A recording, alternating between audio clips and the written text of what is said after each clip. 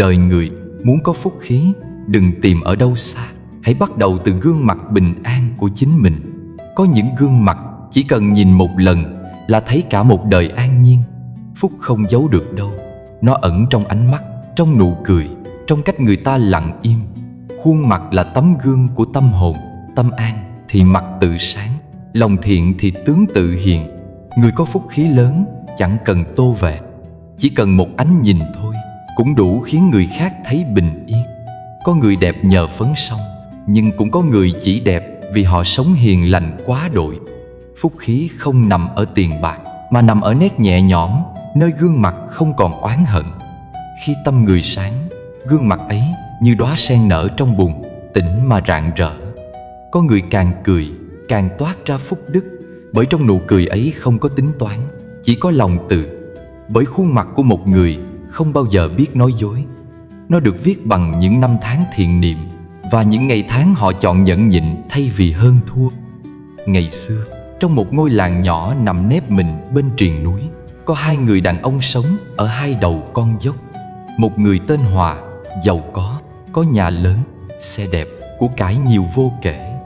Mỗi sáng ông đều mặc áo quần sang trọng, bước ra sân với vẻ bận rộn, gương mặt lúc nào cũng căng thẳng, đôi mày chau lại như đang gánh trên vai cả thế giới.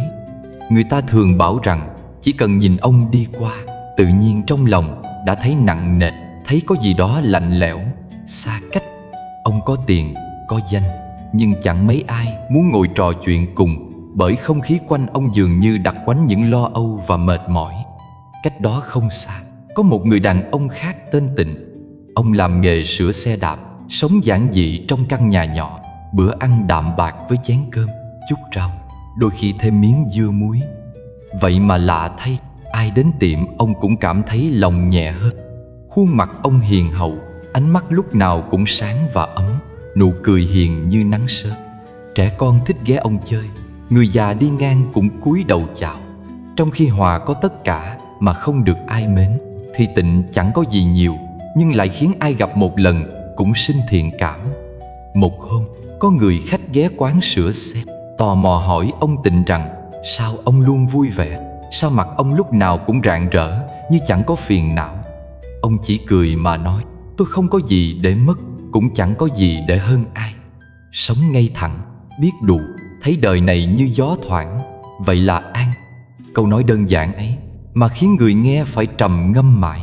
Từ đó, người trong làng bắt đầu bàn nhau: tại sao một người có tất cả lại u ạt, còn người chẳng có gì lại an vui?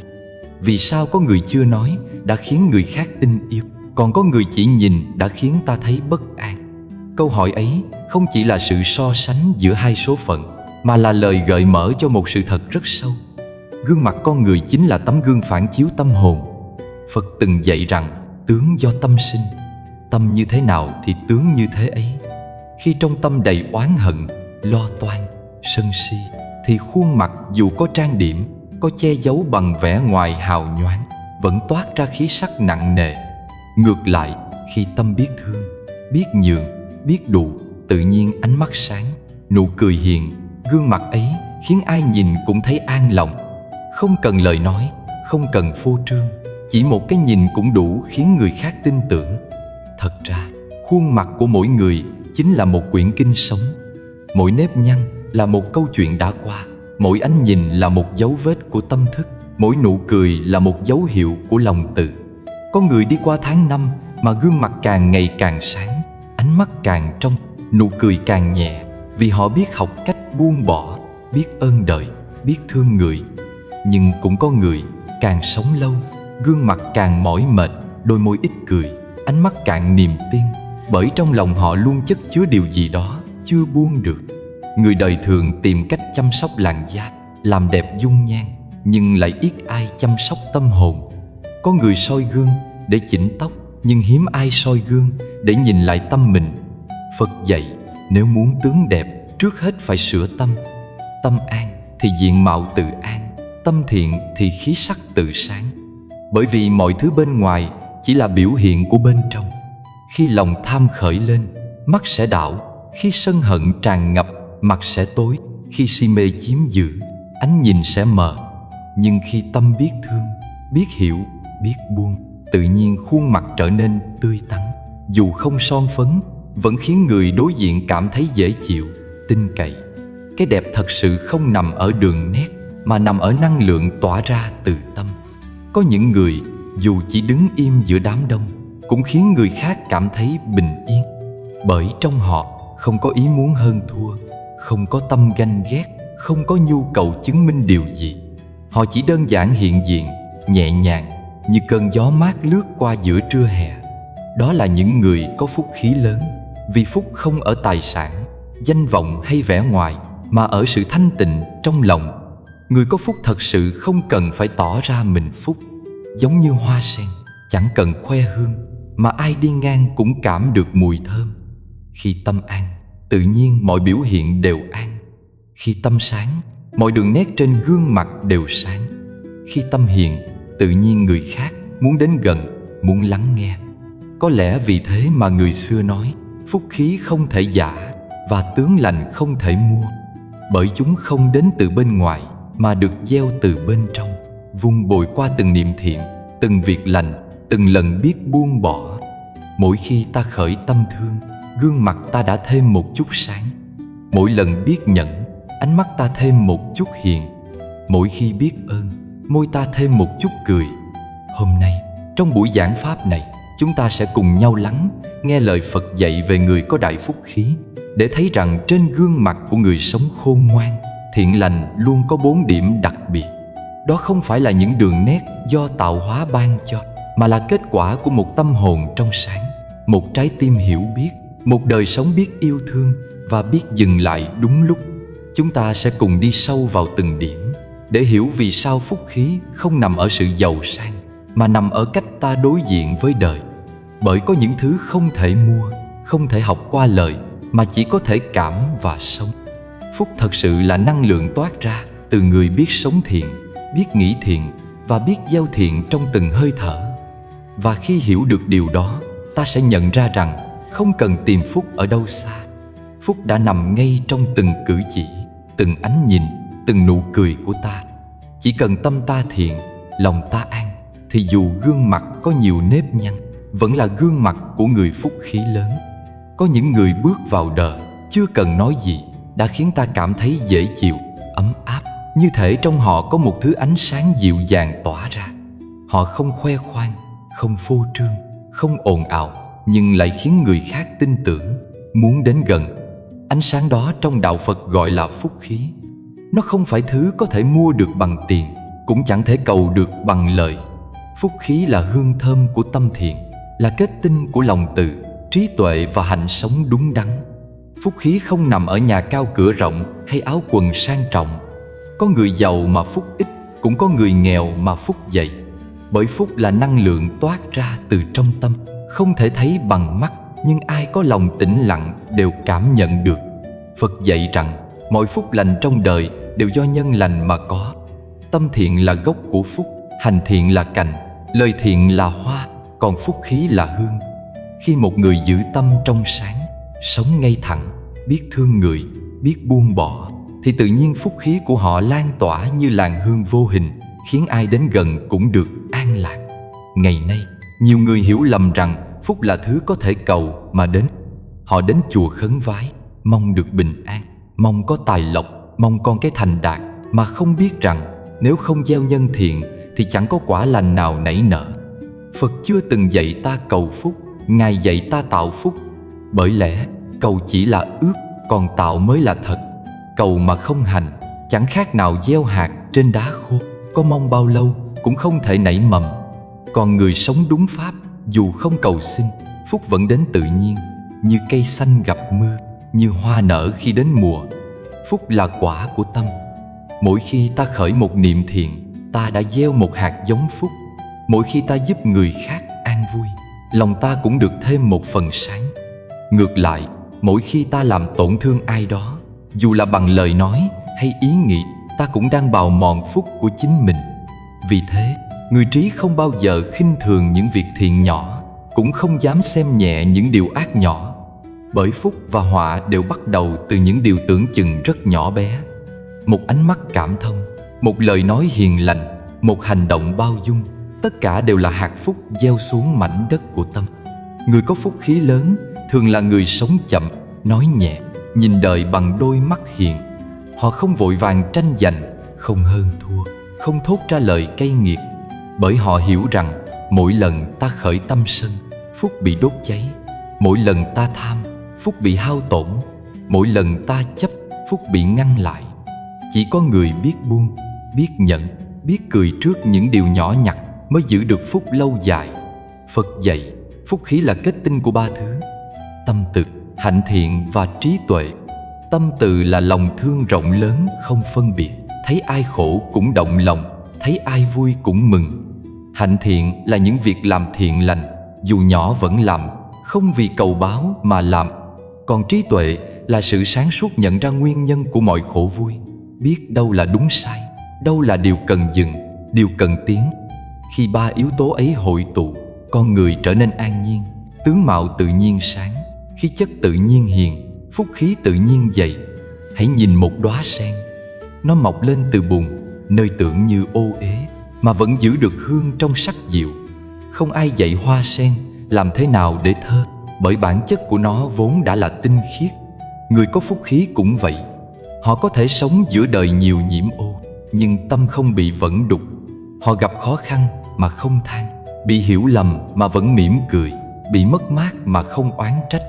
Chính nhờ tâm an ấy mà tướng họ tự nhiên an, phúc khí của họ càng ngày càng lớn. Phúc không bao giờ tự nhiên mà có. Mọi phúc lành đều có nhân. Khi ta biết cúng dường, biết chia sẻ, biết làm điều lợi ích cho người, đó là ta đang gieo nhân phúc. Khi ta giữ giới, sống ngay thẳng, đó là ta đang vun bồi gốc phúc. Khi ta quán chiếu vô thường, không chấp vào được và mất, hơn và thua, đó là ta đang giữ cho phúc khỏi hao mòn. Một người có phúc không cần chứng minh, vì phúc tự hiện trong ánh mắt, trong giọng nói, trong nụ cười. Họ đi đến đâu, ở đó không khí cũng nhẹ hơn, lòng người cũng lắng lại. Trong đời, có người thấy mình nghèo nên than rằng không có phúc. Nhưng thực ra, phúc không nằm ở của cải, mà nằm ở thái độ với đời. Một người biết ơn đã có cơm ăn, nước uống, dù nghèo vẫn hạnh phúc. Một người đủ đầy mà luôn oán trách, dù giàu vẫn khổ đau. Phúc khí không ở bên ngoài, mà ở năng lượng thiện lành ta nuôi dưỡng trong lòng. Mỗi lần biết ơn, phúc tăng. Mỗi lần oán trách, phúc giảm. Nhiều người đi tìm phúc như kẻ tìm hương hoa, mà quên rằng hương vốn sinh từ hoa. Ta không thể có phúc nếu chưa trở thành người gieo phúc. Một người biết cho đi nụ cười, lời khích lệ, biết lắng nghe nỗi đau của người khác, là người đang gieo phúc từng ngày. Một người biết giữ lòng bình tĩnh trước thị phi, không nói lời làm tổn thương, không ganh tị, không đố kỵ, là người đang bảo vệ phúc của mình. Bởi phúc khí lớn nhất không nằm ở những điều bên ngoài, mà nằm ở chỗ giữ được tâm thiện giữa cuộc đời nhiều nhiễu loạn.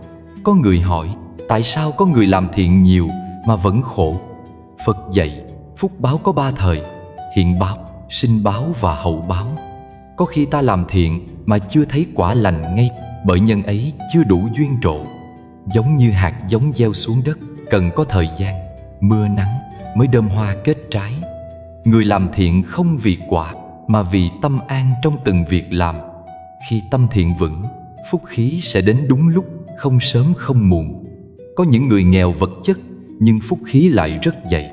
Họ sống chân thành, giản dị, không tham cầu. Ánh mắt họ trong, nụ cười họ sáng.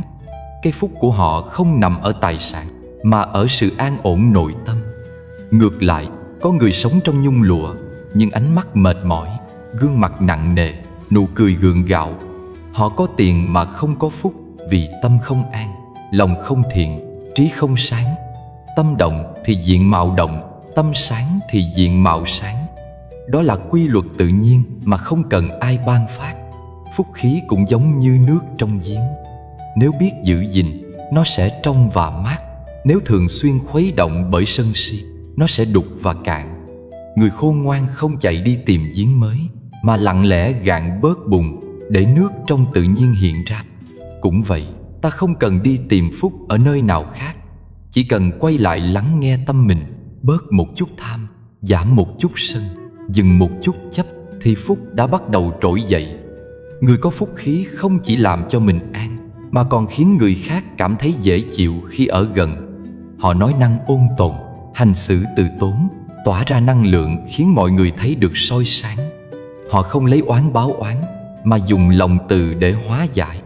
Khi gặp người khó chịu, họ mỉm cười khi đối diện nghịch cảnh. Họ biết quán chiếu khi được khen. Họ không kiêu khi bị chê. Họ không giận. Chính sự an nhiên ấy làm nên tướng lành, làm nên phúc khí mà không cần tìm kiếm. Phật từng nói, gương mặt hiền lành là phước báu của nhiều đời tu tập. Một ánh mắt trong sáng là kết quả của bao kiếp tự biết. Không có gì tự nhiên, mà cũng không có gì mất đi nếu ta biết vun bồi. Người biết tu tâm, nói lời thiện, làm việc thiện, sống chánh niệm, thì dù gương mặt có già nua theo năm tháng, vẫn rạng rỡ theo cách rất riêng. Bởi phúc khí không phai theo tuổi, mà tăng theo độ sâu của tâm. Vì vậy, khi ta thấy người có khuôn mặt sáng, nụ cười hiền, đừng nghĩ đó là điều may mắn. Hãy hiểu rằng đó là kết quả của biết bao lần họ chọn thiện thay vì ác, chọn nhẫn thay vì sân, chọn buông thay vì chấp. Mỗi lựa chọn thiện là một cánh hoa phúc nở trong lòng, và khi hoa nở, hương tự tỏa. Phúc khí chính là sự kết tinh của cả một đời sống đúng pháp. Người có phúc không cần cầu phúc, vì họ đang sống trong phúc. Giống như người đi trong vườn hoa, không cần tìm hương, chỉ cần thở nhẹ là hương đã tràn ngập. Khi tâm trong sạch, lòng hiền, lời nói hòa nhã, việc làm thiện lành, phúc khí tự nhiên hiện rõ nơi gương mặt, nơi ánh mắt, nơi dáng đi. Đó là tướng lành thật sự, là tướng của người biết sống thuận theo đạo, biết yêu thương đời và biết thương mình đúng cách. Cho nên, muốn có phúc, hãy bắt đầu từ việc tu tâm. Hãy nhìn lại chính mình trong từng khoảnh khắc. Ta đang nghĩ gì, nói gì, làm gì? Nếu những điều ấy không làm tổn thương ai, không khiến ai khổ, thì phúc đang nảy mầm. Nếu ta biết cảm ơn đời vì những điều nhỏ nhất, thì phúc đang lớn dần. Nếu ta biết tha thứ, biết lắng nghe, biết dừng lại trước khi nổi giận, thì phúc đang nở hoa. Và khi phúc đã nở, tướng lành tự hiện, không cần tô vẽ, không cần giả tạo. Phúc khí là hoa sen nở trong bùn đời. Nó không sợ bùn, vì chính nhờ bùn mà hoa có chỗ đứng. Người có phúc lớn là người hiểu rằng khổ không để hận, mà để học, mất không để tiếc, mà để tỉnh. Họ đi qua mọi biến động với nụ cười nhẹ, với lòng không oán. Họ biết rằng mỗi hơi thở an lành là một phúc lớn, và chỉ cần sống tỉnh thức trong từng khoảnh khắc, ta đã đủ giàu có hơn cả người có vạn lượng vàng. Có một sự thật lạ lùng mà người đời vẫn thường xem nhẹ, rằng mọi điều ta mang trên khuôn mặt hôm nay đều là tấm gương phản chiếu những gì từng đi qua trong tâm. Đức Phật dạy, tâm tịnh tức quốc độ tịnh. Khi tâm một người được soi sáng bằng tuệ giác, thì toàn bộ cảnh giới họ đang sống cũng sẽ dần trở nên thanh tịnh và đẹp đẽ. Điều ấy không chỉ đúng trong thế giới bao la bên ngoài, mà còn đúng ngay trong khuôn mặt, ánh mắt, nụ cười, từng nét biểu hiện nơi gương mặt của mỗi chúng ta. Người có tâm loạn thì tướng liền động, người có tâm an thì tướng liền sáng. Gương mặt không bao giờ nói dối, nó là tấm bản đồ trung thực nhất ghi lại hành trình tâm thức. Một người thường hay giận dữ, dẫu chưa mở miệng, ta cũng cảm thấy năng lượng nóng bừng phát ra từ ánh mắt, từ cách họ nhìn đời bằng nghi ngờ, bực bội và căng thẳng. Trái lại, người có tâm hiền hòa, ánh mắt thường trong như nước, giọng nói nhẹ như gió, gương mặt tự nhiên, có ánh sáng, như được phủ bởi một lớp phúc khí mềm mại. Họ không cần trang điểm, cũng chẳng cần cố tỏ ra vui vẻ, bởi niềm vui của họ không phải do môi cười mà do tâm cười. Khi nói tâm sinh tướng, đó không phải là lời dạy mang tính ẩn dụ hay tượng trưng, mà là sự thật vận hành rất tự nhiên trong vũ trụ. Tâm chính là gốc, còn tướng là quả. Tâm giống như hạt giống, còn tướng là hoa nở. Hạt giống thiện sẽ trổ hoa lành, hạt giống bất thiện sẽ trổ hoa xấu. Tâm càng trong sáng, tướng càng hiền hòa. Một người luôn sống trong lòng biết ơn, tôn trọng và thương yêu sẽ dần dần khiến khuôn mặt họ có sự sáng tỏ, dễ mến, và khiến người khác tin tưởng ngay từ ánh nhìn đầu tiên. Đã từng có một người đàn ông trung niên làm nghề buôn bán ngoài chợ. Anh là người thẳng thắn nhưng nóng tính, thường hay quát mắng người khác. Mỗi ngày, anh soi gương đều thấy khuôn mặt mình như sạm lại, ánh mắt luôn căng, miệng miếm, trán nhăn. Một hôm, anh tình cờ gặp một vị sư già đang khất thực ngang qua, liền than thở rằng cuộc đời sao khổ, sao mọi người xung quanh đều xa cách. Vị sư chỉ nhìn anh một lát, rồi mỉm cười hiền hậu, nói rằng khi nước trong thì bóng trăng hiện. Nếu tâm anh còn động, còn sân, thì gương mặt dù có cố nở nụ cười, vẫn khiến người khác thấy lạnh. Từ hôm đó, anh bắt đầu tập lắng nghe hơi thở, tập nói lời nhẹ, bớt nóng nảy. Chỉ sau vài tháng, người trong chợ bắt đầu nhận ra anh khác hẳn. Ánh mắt anh hiền, giọng nói trầm và chậm, khuôn mặt tươi hơn, da dẻ hồng hào. Không phải vì anh đổi mỹ phẩm, mà vì tâm anh đã khác. Câu chuyện ấy là minh chứng rằng người nào biết tu tâm thì tướng sẽ tự nhiên biến đổi. Bởi tâm là gốc rễ của mọi biểu hiện nơi thân. Giống như cây có rễ khỏe thì lá xanh, hoa đẹp. Người có tâm an, tự nhiên khí sắc cũng an. Ngược lại, người mang nhiều ưu tư, dù cố che giấu thì khuôn mặt vẫn lộ ra nét mệt mỏi. Không phải vì họ không đẹp, mà vì trong lòng họ đang nặng trĩu. Có người hỏi, vì sao có người sinh ra đã có khuôn mặt thiện, có người lại mang tướng dữ? Phật dạy rằng tất cả đều do nghiệp, nhưng nghiệp không phải là định mệnh bất biến. Nghiệp có thể chuyển nếu ta biết tu tâm, bởi tâm chính là bàn tay có thể viết lại hình hài của chính mình. Một người sống trong từ bi và biết hỷ xả sẽ dần làm tan chảy những nét khô cứng nơi gương mặt. Nụ cười sẽ trở nên nhẹ hơn, ánh mắt ấm hơn, ngay cả cách họ nhìn người khác cũng trở nên bao dung hơn. Hãy thử để ý những người làm việc thiện lâu năm, dù đã già, gương mặt vẫn phúc hậu và sáng rỡ. Có vị cụ già ở ngôi chùa nhỏ miền quê, ngày nào cũng quét sân, nhặt lá, nấu cơm, niệm Phật. Cụ chẳng nói nhiều, nhưng ai gặp cũng cảm thấy nhẹ lòng. Nhiều người nói chỉ cần nhìn cụ là đã thấy bình an. Cụ chẳng có gì ngoài nụ cười hiền và ánh mắt trong như nước. Ấy là tướng do tâm mà hiện. Trong khi đó, có người ngoài đời làm nên sự nghiệp lớn, có danh vọng, có tiền tài, nhưng khuôn mặt lại luôn nặng nề, hốc hác và thiếu sáng. Không phải vì họ làm việc cực khổ, mà vì tâm họ chưa an. Sống giữa xa hoa mà lòng không bình yên, khuôn mặt dẫu trang điểm thế nào cũng vẫn ẩn chứa một nỗi mệt mỏi. Người như thế càng cố tỏ ra mạnh mẽ, tướng lại càng cứng. Còn người tu tâm càng khiêm nhường, tướng lại càng mềm. Tướng không thể giả, bởi nó là năng lượng, không phải hình dạng. Một người có tâm thiện lành, năng lượng ấy lan tỏa ra quanh họ, khiến ai tiếp xúc cũng cảm thấy dễ chịu, như ngồi gần ánh nắng sớm. Còn người có tâm sân hận, năng lượng ấy cũng lan ra, khiến người khác cảm thấy nặng nề, dù chưa nói gì. Bởi vậy, muốn cải tướng không phải chạy theo hình thức, mà là quay về chỉnh tâm.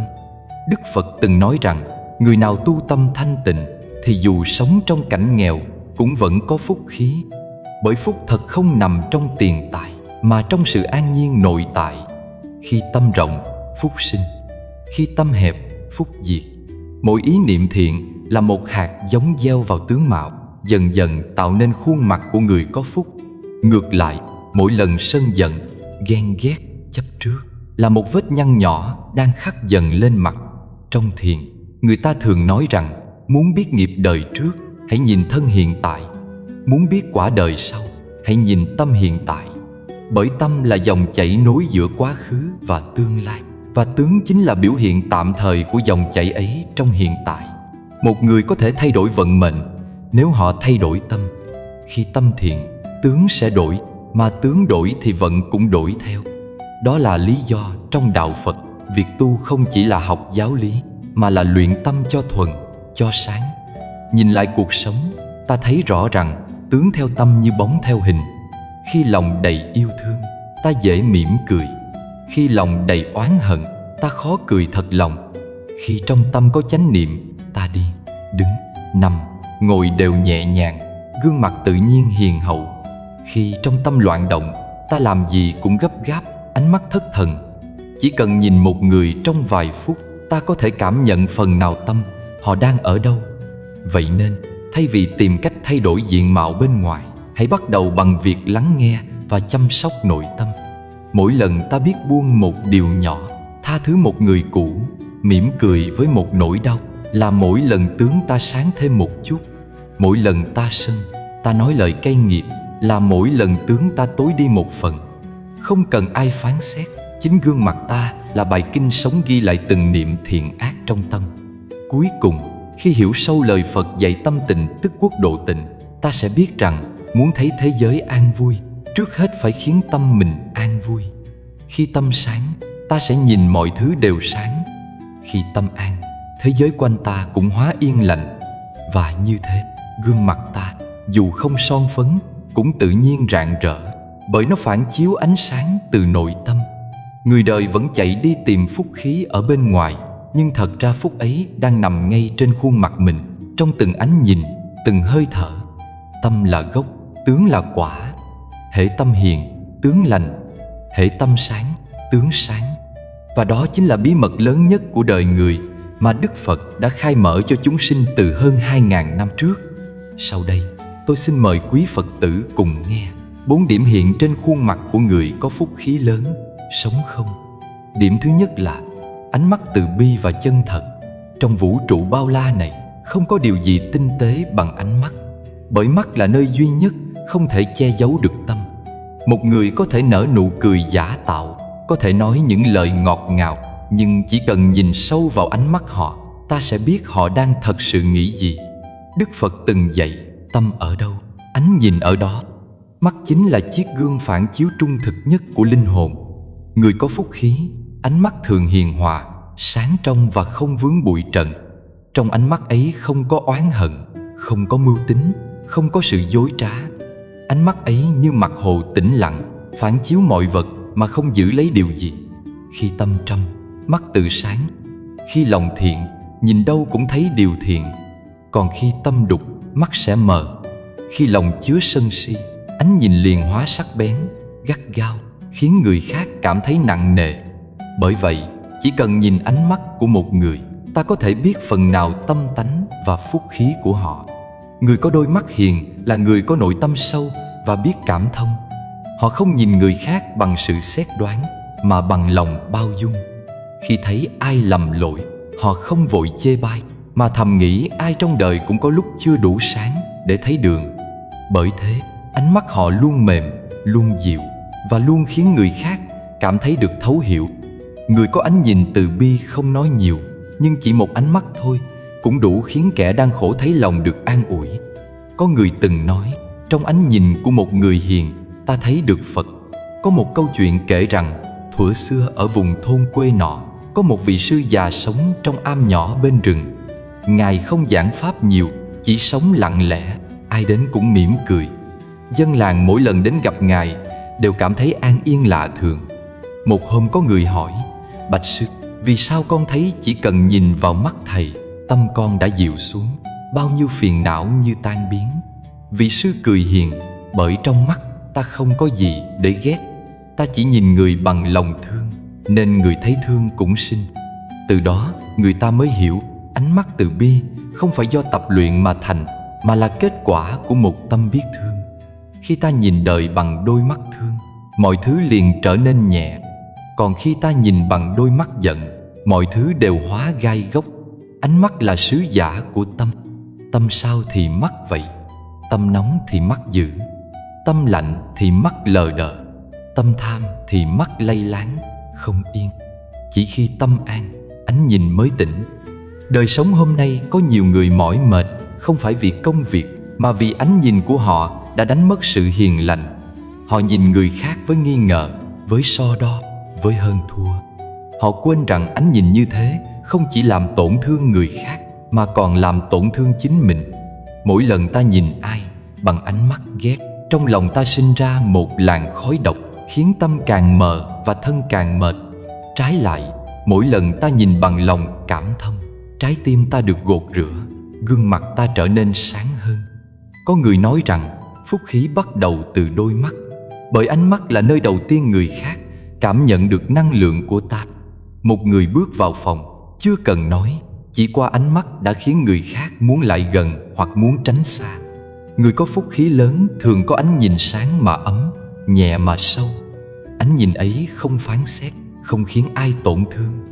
Trong ánh mắt họ có bóng dáng của sự bao dung và bình yên. Người tu hành lâu năm thường rất chú trọng đến ánh mắt, bởi khi tâm đã được rèn luyện qua chánh niệm và thiền định, ánh nhìn tự nhiên chuyển hóa. Người tu thật không nhìn người khác để thấy lỗi, mà nhìn để thấy nỗi khổ của họ, rồi khởi tâm thương. Cái nhìn ấy không khiến người khác xấu hổ, mà khiến họ muốn sửa mình. Giống như khi một đứa trẻ phạm lỗi, người mẹ hiền không mắng, chỉ nhìn con bằng đôi mắt thương.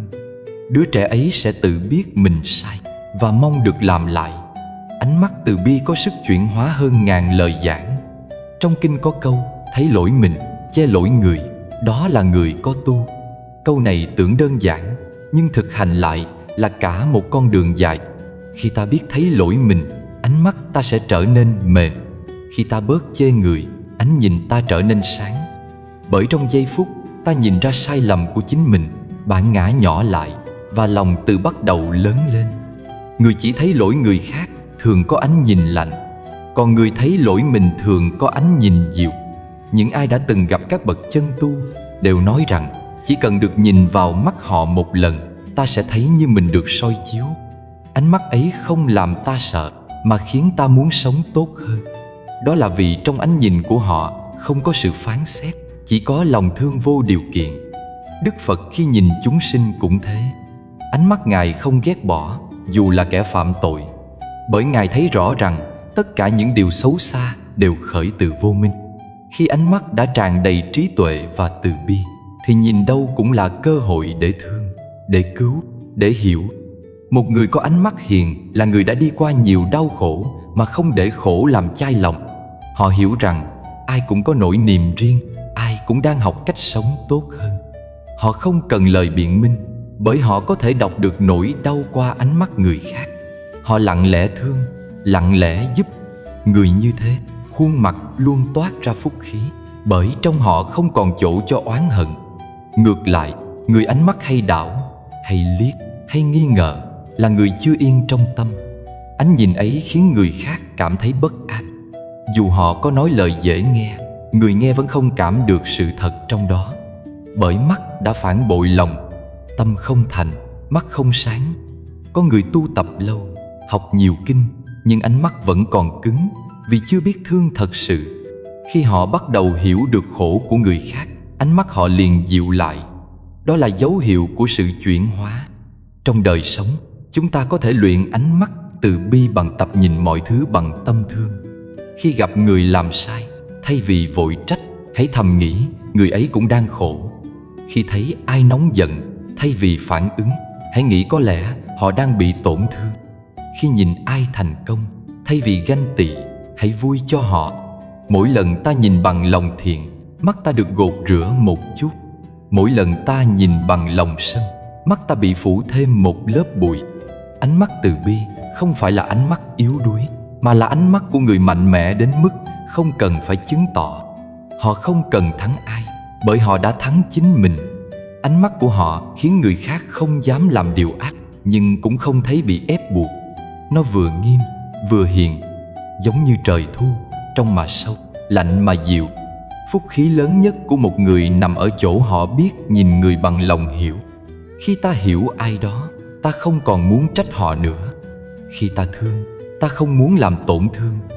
Một ánh nhìn hiểu và thương có thể cứu được một tâm hồn. Đó là lý do vì sao trong đạo Phật, người ta không nói về việc làm cho đẹp mắt, mà nói về việc làm cho sáng mắt. Sáng không phải vì hình dạng, mà vì tâm sáng, tuệ sáng, từ bi sáng. Cuối cùng, hãy nhớ rằng ánh mắt không bao giờ biết nói dối. Dẫu miệng có thể nói trăm điều, nhưng chỉ cần một cái nhìn, người khác đã biết ta là ai. Vậy nên, muốn có ánh mắt từ bi và chân thật, không phải học cách diễn, mà là học cách sống thật, sống hiền, sống biết ơn. Khi tâm trong, tự khắc ánh nhìn trở thành một đóa sen. Người có ánh mắt ấy, đi đến đâu cũng mang theo phúc khí. Không cần nói, chỉ cần nhìn đã là một bài pháp. Điểm thứ hai là nụ cười từ tâm hồn an tịnh. Có những nụ cười khiến lòng người nhẹ đi như mây sau cơn mưa. Có những nụ cười không cần lời nói, nhưng lại chứa đựng một biển rộng bao dung. Người có phúc khí lớn thường mang trong mình nụ cười ấy, là nụ cười được sinh ra từ tâm hồn an tĩnh, không do rèn luyện bằng hình thức, mà do lòng đã thôi giấy động giữa những cơn sóng đời. Nụ cười của người có phúc không giả tạo. Nó không phải là chiếc mặt nạ dùng để đối đãi với đời, cũng chẳng phải sự che giấu nỗi đau bằng vẻ ngoài gượng gạo. Nụ cười ấy đến từ bên trong, từ nơi mà tâm đã chạm đến sự biết đủ. Khi con người biết đủ, mọi ham muốn không còn dẫn dắt, mọi so đo không còn trói buộc. Họ không cười để lấy lòng ai, cũng không cười để chứng tỏ bản thân mạnh mẽ. Họ chỉ cười đơn giản như một đóa hoa nở đúng mùa. Biết đủ là nền tảng của an vui. Biết đủ, người ta không còn so sánh với người khác, không còn mong cầu điều chưa đến. Người biết đủ nhìn bát cơm giản đơn cũng thấy là ân phước, thấy chiếc áo cũ vẫn ấm là hạnh phúc.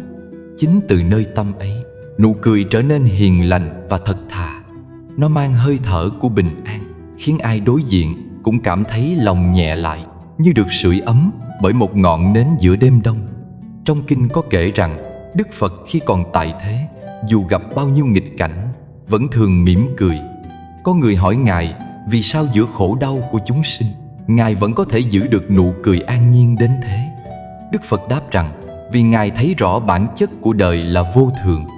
Khi hiểu vô thường, mọi được mất, hơn thua, khen chê, thành bại đều chỉ là những làn sóng nổi trên mặt biển. Sóng có thể dữ dội, nhưng biển vẫn lặng sâu. Người trí là người biết trở về với phần lặng ấy của mình.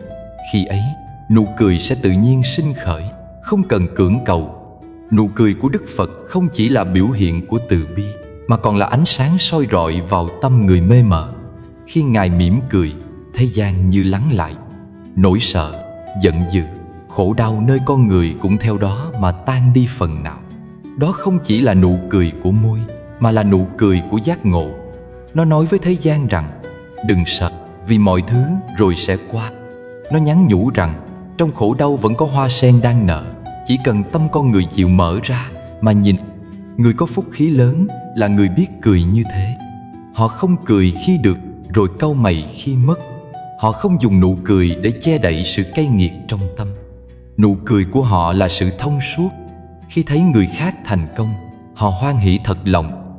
Khi đối diện với thất bại, họ vẫn giữ được sự bình thản. Khi bị hiểu lầm, họ vẫn có thể mỉm cười vì biết rằng lời nói của người khác không định nghĩa giá trị của mình. Có những người chỉ cần họ mỉm cười, mọi căng thẳng trong không khí lập tức tan biến. Bởi nụ cười của họ mang năng lượng lành, như một dòng nước mát chảy qua vùng đất khô cằn. Họ không dùng lý lẽ để thuyết phục, không cần biện minh cho mình. Họ chỉ cười, nhưng trong nụ cười ấy đã ẩn chứa sự bao dung và thấu hiểu sâu sắc. Chính là nụ cười ấy khiến người khác cảm thấy được chấp nhận, được yêu thương, được tha thứ. Trong cuộc sống, có người đi qua khổ đau mà lòng vẫn nặng nề, nhưng cũng có người đi qua giông bão mà vẫn cười hiền. Điểm khác biệt không nằm ở hoàn cảnh, mà nằm ở cách họ nhìn cuộc đời. Người an tĩnh trong tâm nhìn thấy hoa trong bùn, thấy ánh sáng trong đêm tối. Họ hiểu rằng không có gì tồn tại mãi, nên không cần bám víu quá nhiều. Khi tâm không bám víu, nụ cười tự nhiên mà có. Có lần, một vị thiền sư hỏi đệ tử: con nghĩ vì sao Đức Phật luôn mỉm cười? Người đệ tử đáp: vì Ngài đã vượt khỏi khổ đau. Thiền sư lắc đầu, nói không, Ngài mỉm cười vì Ngài thấy khổ đau cũng là một phần của chân lý. Khi ta không còn ghét bỏ khổ đau, ta mới thật sự hiểu hạnh phúc. Câu trả lời ấy khiến người đệ tử im lặng rất lâu. Bởi lẽ đó chính là pháp tu của nụ cười. Trong đạo Phật, nụ cười cũng là một phương tiện của thiền. Khi ta cười, tâm ta mở ra, thân ta buông lỏng. Cười là thở, là buông xả. Mỗi khi mỉm cười, ta không còn bị cuốn vào những dòng suy nghĩ miên man. Cười là một cách quay về hiện tại, là một cách nói rằng ta đang ở đây, trong giây phút này, và ta biết ơn vì điều đó. Nụ cười chân thật chính là hơi thở chánh niệm của người có phúc. Người có phúc khí thường không cười to, không cười ồn ào, mà cười nhẹ như một làn gió. Cái nhẹ ấy không phải do yếu đuối, mà do tâm họ sâu. Như hồ nước phẳng lặng, soi được cả trăng. Nụ cười của họ phản chiếu tâm bình an. Họ không để cuộc đời khuấy động lòng mình, vì họ đã hiểu rằng mọi việc đều có nhân duyên, đều có thời điểm. Khi ta không cưỡng cầu, nụ cười sẽ không bao giờ tắt. Đức Phật từng dạy rằng mỗi nụ cười từ bi là một đóa sen nở trong đời. Bởi khi ta cười với ai đó bằng lòng thương, là ta đang gieo một hạt giống thiện lành vào tâm họ. Nụ cười ấy có thể xoa dịu một người đang tổn thương, có thể khiến một tâm hồn đang khép mở ra đón ánh sáng. Một đóa sen nở không chỉ đẹp cho mình mà còn hương cho đời. Nhiều đóa sen nở, cuộc đời trở thành một ao sen mát lành. Có khi ta quên mất rằng mình cũng đang mang trong lòng khả năng nở ra vô số đóa sen ấy. Chỉ cần ta chịu buông bỏ bớt sân hận, bớt chấp niệm, bớt phán xét, nụ cười sẽ tự nhiên trở lại trên môi. Cười không phải vì mọi chuyện đều tốt đẹp, mà vì ta đã thấy được bản chất thật của đời. Khi hiểu vô thường, ta cười được giữa khổ đau. Khi thấy nhân quả, ta cười giữa mất mát. Khi biết buông, ta cười giữa cô đơn. Nụ cười như thế là nụ cười của người có phúc lớn. Nó không phải món quà bẩm sinh, mà là kết quả của sự tu tập, của quá trình nhìn lại chính mình, chuyển hóa từng hạt sân si thành ánh sáng hiểu biết. Nụ cười ấy là hoa nở từ lòng biết ơn, là tiếng chuông thức tỉnh giữa đời ồn ào. Ai giữ được nụ cười ấy, dù không giàu có, vẫn là người đủ đầy. Và nếu một ngày bạn cảm thấy cuộc đời này nặng nề quá, hãy thử dừng lại, thở sâu, rồi mỉm cười thật khẽ. Có thể bạn sẽ nhận ra mọi thứ không đáng sợ như bạn nghĩ. Nụ cười ấy chính là lời nhắc của Phật. Trong ta luôn có một đóa sen đang đợi nở. Điểm thứ ba là vầng trán sáng của người có trí. Giữa thế gian nhiều khuôn mặt, có những người không cần trang sức, không cần phấn son, nhưng khi nhìn vào, ta vẫn cảm nhận một thứ ánh sáng lạ lùng tỏa ra từ vầng trán của họ.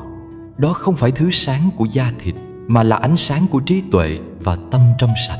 Người có phúc khí lớn thường mang trên mình vầng trán sáng như thế, bởi họ sống chánh trực, ngay thẳng và giữ lòng mình không vẩn đục giữa dòng đời đầy cám dỗ.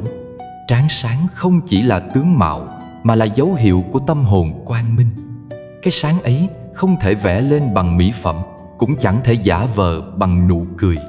Nó được hun đúc từ bên trong, từ lối sống không lừa dối, không quanh co, không mưu toan lợi mình hại người.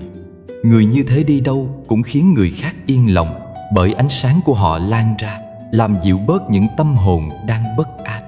Trong đạo Phật, trí tuệ là ngọn đèn soi sáng cho con đường giải thoát. Người có trí không nhất thiết phải học nhiều, nói giỏi hay có địa vị cao. Trí tuệ thật sự là khả năng thấy rõ bản chất của sự việc, biết đúng sai, biết dừng khi đủ, biết tiến khi cần, và đặc biệt là không bị che mờ bởi tham, sân, si. Khi tâm được soi chiếu bằng ánh sáng ấy, gương mặt tự nhiên trở nên tươi sáng. Cái sáng của trí tuệ làm dung nhan trở nên thanh tịnh, và vầng trán là nơi đầu tiên phản chiếu điều đó. Người có trí tuệ thường bình tĩnh trong mọi tình huống. Họ không dễ nổi giận, cũng không dễ sợ hãi. Đức Phật dạy rằng người trí không sợ hãi, vì họ sống trong chánh pháp. Khi sống đúng với đạo lý, khi không làm điều sai, không nói điều dối, không toan tính mưu mô, thì trong lòng tự nhiên không còn sợ hãi. Nỗi sợ vốn sinh ra từ sự che giấu. Khi không có gì phải giấu, người ta trở nên tự tin, thảnh thơi, và ánh sáng trong tâm cũng tự nhiên lan ra khuôn mặt. Có một câu chuyện trong kinh xưa kể rằng, ở thành Xá Vệ có một người buôn tên là Tu Bạt Đà La, sống giữa thời loạn, khi người người vì lợi mà lừa lọc nhau. Nhưng ông vẫn giữ lòng ngay thẳng, không gian dối trong từng giao dịch. Có kẻ chê ông là ngu vì không biết nắm cơ hội để làm giàu. Ông chỉ cười, nói rằng của cải mất đi có thể làm lại, nhưng lòng trong sạch một khi mất rồi thì chẳng gì chuộc nổi. Dù sống giữa chợ đời đầy bụi, ông vẫn giữ được tâm như giọt nước trong vỏ sen, không vấy bẩn. Người trong thành ai gặp ông cũng kính mến. Họ nói rằng mỗi khi ông bước vào, tự nhiên không gian trở nên sáng sủa. Không phải vì ông giàu sang, mà vì gương mặt ông toát ra sự bình an và quang minh. Vầng trán của ông sáng rỡ, đôi mắt hiền từ và nụ cười chân thật.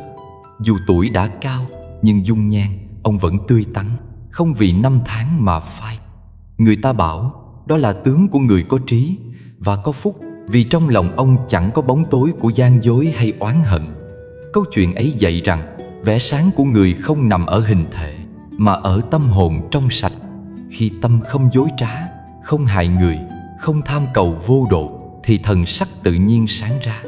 Người có phúc không cần tìm kiếm ánh sáng bên ngoài, bởi họ chính là nguồn sáng cho chính mình. Họ hiểu rằng tâm là gốc của tướng, và tướng là sự phản chiếu của tâm. Trong Kinh Pháp Cú, Đức Phật từng dạy người trí tự soi sáng mình như trăng thoát mây. Câu nói ấy như một bài học về nhân quả của sự sáng. Ánh sáng không cần phô trương, chỉ cần dừng lại và nhìn sâu vào tâm mình, ta sẽ thấy bao nhiêu mây mờ đang che phủ trí tuệ. Khi biết buông bỏ sân giận, lòng nhẹ lại. Khi dừng dối trá, tâm trong ra. Khi thôi so đo, tâm lặng xuống. Lúc ấy, vầng trán của ta cũng dần sáng lên, vì bên trong đã được khai mở bằng ánh sáng của trí. Người có trí không bao giờ dùng lời nói để khoe khoang. Họ nói ít, nghe nhiều, nhìn sâu. Họ quan sát đời không bằng ánh mắt phán xét, mà bằng cái nhìn hiểu và thương. Sự chánh trực của họ khiến ai ở gần cũng cảm thấy dễ chịu, bởi họ không khiến người khác phải phòng bị. Chính vì thế mà dung mạo họ trở nên hiền hòa, sáng sủa, như mặt hồ yên giữa rừng sâu. Trái lại, những ai sống giả dối, lòng đầy mưu tính, dù có gương mặt đẹp cũng dễ trở nên u ám. Bởi khi tâm bất an, thần sắc sẽ đổi khác. Người gian xảo, ánh mắt thường lấp lửng. Người sân hận, trán thường nhăn. Người lo sợ, mặt thường tối. Mọi cảm xúc đều in hằn lên tướng mạo. Bởi thế, Phật dạy rằng muốn tướng tốt phải sửa tâm trước. Vầng trán sáng là kết quả của một đời sống trung thực và trí tuệ. Có người từng hỏi một vị thiền sư, làm sao để có được dung nhan tươi sáng? Ngài chỉ mỉm cười và đáp, hãy sống thật với mình. Khi người ta thôi đóng vai, thôi giả dối, thôi mưu mô, thì ánh sáng thật của họ mới được lộ ra. Ánh sáng ấy không do học mà có, mà là do buông mà thành. Người có phúc khí lớn thường không sợ mất, không sợ thua, không sợ bị hiểu lầm, vì họ biết rằng điều quý nhất là tâm ngay. Họ giữ lòng như tấm gương, soi rõ mà không dính. Khi bị hãm hại, họ không oán. Khi bị lừa dối, họ không trả thù. Họ hiểu rằng người khác làm gì là nhân của họ, còn mình ứng xử thế nào là nhân của chính mình. Người sống bằng trí tuệ không để lòng mình nhuốm đen vì lỗi của ai khác. Chính nhờ vậy mà khuôn mặt họ luôn sáng. Ánh sáng ấy không chói lóa mà dịu dàng, bền bỉ, như ánh đèn dầu thấp trong đêm dài. Người có trí tỏa sáng không phải để người khác ngước nhìn, mà để soi đường cho những tâm hồn còn lạc lối. Họ sống như ngọn đuốc trong tay, soi mà không thiêu, ấm mà không nóng. Nếu ta nhìn lại, sẽ thấy trong đời có rất nhiều người bình thường, nhưng lại toát ra thần sắc phi thường. Họ không cần nói nhiều, nhưng ở gần họ, ta cảm thấy an. Họ không phô trương việc thiện, nhưng việc gì họ làm cũng đúng đạo. Họ không giận dữ, không khoe khoang, không tranh cãi. Chính sự an tịnh ấy khiến trán họ sáng, mắt họ hiền và tâm họ tỏa hương. Người có vầng trán sáng là người biết lắng nghe tiếng lòng mình. Họ không chạy theo đám đông, không uống công đạo lý để được lòng thiên hạ. Họ biết rằng chân lý không cần nhiều lời, chỉ cần sống đúng. Mỗi quyết định của họ được soi chiếu bằng trí tuệ và từ bi, nên dù ở trong cảnh khó, họ vẫn giữ được thần thái tự tại. Thế gian vốn nhiều hỗn độn, con người dễ bị cuốn vào cuộc mưu sinh mà quên mất mình đang sống ra sao. Nhưng người có trí lại khác, họ luôn nhớ rằng thân này là giả tạm, danh lợi chỉ là bóng mây. Họ chọn cách sống ngay thật, không để lòng mình bị nhuốm bụi. Khi tâm trong, tướng sáng. Khi lòng tịnh, mặt vui. Đó là quy luật tự nhiên mà không cần tô điểm. Có những người từng sa vào khổ đau, mất hết của cải, địa vị, nhưng dung nhan vẫn sáng, vì trí tuệ trong họ không tắt. Cũng có người giàu sang, nhưng mặt luôn u tối, vì sống trong sợ hãi, lo bị phơi bày những điều dối trá. Ánh sáng hay bóng tối của khuôn mặt thật ra chỉ là phản chiếu trung thực của tâm. Nếu muốn vầng trán mình sáng, hãy tập sống ngay thẳng. Nếu muốn dung mạo mình đẹp, hãy tập nghĩ điều lành. Nếu muốn đời mình nhẹ, hãy tập buông điều ác. Sự sáng của người không đến từ bên ngoài, mà từ trong tâm thức. càng tu sửa tâm, càng soi sáng trí, thì dù không trang điểm, gương mặt cũng sáng ngời. Một ngày nào đó, khi nhìn vào gương, ta có thể thấy không chỉ hình hài mình, mà còn thấy được ánh sáng trí tuệ đang dần lan ra, từ vầng trán, từ ánh mắt, từ nụ cười. Đó là lúc tâm ta đã chạm vào sự chân thật, và cũng là khi ánh sáng của Phật trong ta bắt đầu hiển hiện giữa đời. Điểm thứ tư là khuôn mặt hiền hòa, biết nhẫn nhịn, biết lắng nghe. Có những người chỉ cần nhìn khuôn mặt họ thôi, ta đã thấy lòng mình dịu xuống. Không phải vì họ đẹp theo cách của người đời, mà vì gương mặt họ hiền hòa, an tĩnh, như một mặt hồ không gợn sóng.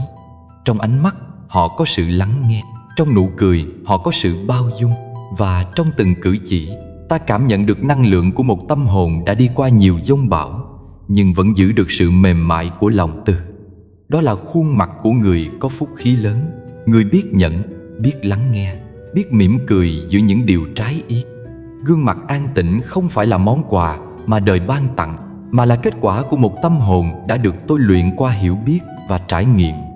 Khi người ta biết lắng nghe, không vội phán xét, không cố hơn thua, thì những nếp nhăn trên trán cũng dần được vuốt phẳng. Tâm càng mềm, tướng càng sáng.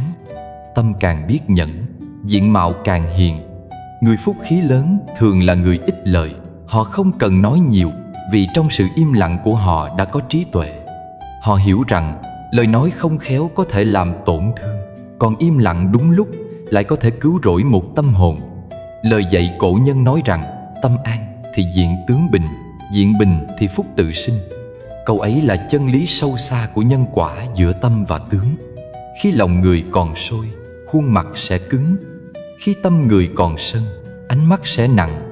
Khi tâm người còn ganh, nét mặt sẽ khô. Nhưng khi lòng lắng lại, hơi thở chậm lại, ánh nhìn trở nên dịu dàng, thì tự nhiên khuôn mặt ấy trở thành một đóa sen nở giữa đời. Người có thể lắng nghe đời mà không vội phản ứng là người đã đi được nửa con đường đến trí tuệ. Trong kinh Phật có kể rằng một lần có kẻ đến mắng chửi Đức Thế Tôn bằng những lời rất cay độc. Ngài vẫn ngồi yên, mặt không đổi sắc. Khi người ấy dừng lại, Đức Phật chỉ hỏi nhẹ rằng nếu ông tặng ai đó một món quà mà người kia không nhận, món quà ấy sẽ thuộc về ai? Kẻ kia ngẩn ngơ không đáp được. Ngài nói, cũng như thế, lời chửi rủa của ông ta không nhận, vậy chúng vẫn thuộc về ông. Rồi Ngài mỉm cười. Cái mỉm cười ấy không phải là sự thắng cuộc, mà là biểu hiện của một tâm biết nhẫn, biết lắng nghe và biết chuyển hóa. Đó chính là khuôn mặt của bậc có phúc. Người đời thường lầm tưởng rằng nhẫn là yếu đuối, là chịu đựng. Nhưng thật ra nhẫn là trí tuệ. Người không nhẫn được là người chưa thấy sâu, chưa hiểu rõ bản chất của vô thường. Khi ta hiểu rằng mọi lời nói, hành động của người khác đều là biểu hiện của nghiệp riêng họ, thì ta sẽ không còn khổ vì họ nữa. Cái nhẫn ấy không phải là cúi đầu chịu thiệt, mà là sự bình thản trước sóng gió, giống như cây tùng đứng yên trong gió bão, mềm dẻo mà không gãy. Có người từng nói, người càng nhẫn thì khuôn mặt càng hiền. Bởi khi ta bớt phản ứng, ta bớt tạo nghiệp. Khi không nói lời tổn thương, ta không gieo hạt khổ cho chính mình. Dần dần, trong từng cử chỉ, ánh mắt, nụ cười, năng lượng của sự bình an lan ra. Gương mặt ấy khiến người khác cảm thấy dễ chịu, muốn đến gần, muốn tin tưởng. Đó là sức mạnh vô hình của phúc khí. Trong đời sống, ta dễ bắt gặp hai loại người. Một người luôn vội, luôn muốn tranh phần đúng, luôn phải nói lời cuối cùng. Mỗi khi nói, mặt họ đỏ lên, lông mày nhíu lại, giọng nói cứng như dao. Một người khác thì ngược lại, khi bị hiểu lầm, họ chỉ im lặng, nhìn người kia với ánh mắt hiền hòa. Không phải vì họ không biết lý lẽ, mà vì họ hiểu rằng tranh cãi chỉ khiến tâm thêm động. Cuối cùng, người im lặng lại được bình yên, còn người thắng lời lại thua lòng. Phật dạy rằng lắng nghe là một pháp tu lớn. Bởi khi ta lắng nghe người khác, ta đang mở lòng đón nhận, đang thực hành từ bi. Người có thể lắng nghe mà không phán xét, không cắt lời, là người đang gieo phúc cho chính mình. Mỗi lần ta nhận, ta bớt đi một cơn giận. Mỗi lần ta lắng nghe, ta thêm một hạt từ bi. Những hạt từ bi ấy dần nở thành phúc khí, và phúc ấy hiện rõ trên khuôn mặt. Một người có khuôn mặt hiền hòa không phải vì họ sinh ra đã như vậy, mà vì họ đã học cách không để tâm bị kéo đi bởi cảm xúc. Khi bị xúc phạm, họ không phản ứng ngay, họ thở một hơi dài. Khi gặp bất công, họ không vội kết tội, họ quan sát. Khi nghe người khác nói, họ không chen vào, họ mỉm cười và lắng nghe trọn vẹn. Sự điềm tĩnh ấy khiến họ tỏa ra năng lượng bình yên mà không cần nói. Trong đời, có một loại người khiến ta thấy an khi ở gần.